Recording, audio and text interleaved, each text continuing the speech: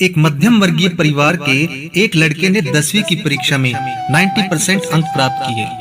पिता ने मार्कशीट देखकर खुशी खुशी अपनी बीवी से कहा कि बना लीजिए मीठा दलिया।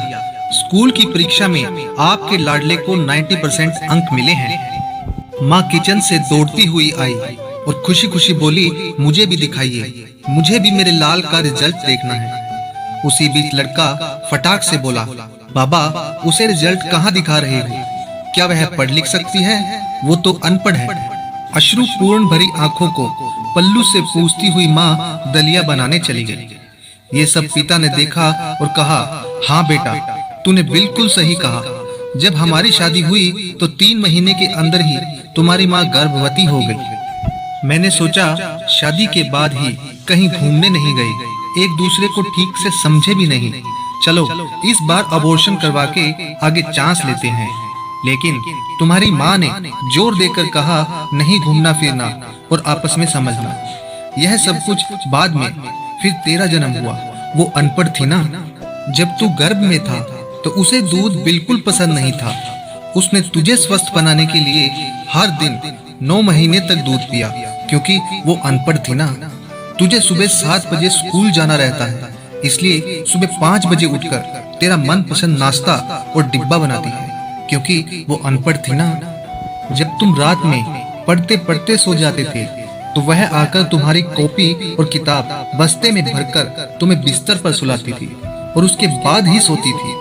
और रात में बार बार जागकर तुम्हें ओढ़नी से ढकती थी, क्योंकि वो अनपढ़ थी ना।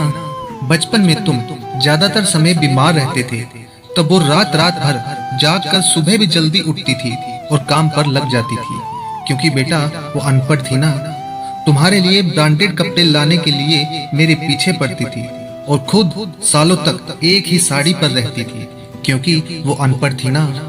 ये सब सुनकर लड़का रोते रोते अपनी माँ से लिपटकर बोलता है, माँ मुझे तो कागज पर 90% अंक मिले हैं, लेकिन आप मेरे जीवन को 100% बनाने वाली पहली शिक्षक हो। माँ मैं आज भी अशिक्षित हूँ और आपके पास PhD के ऊपर भी उच्च डिग्री है, क्योंकि आज मैंने अपनी माँ के अंदर छुपे हुए डॉक्टर, शिक्षक, वकील, ड्रेस डिजाइनर, बेस्ट कुक, इन सभी के दर्शन कर लिए। माँ मुझे क्षमा कर दीजिए।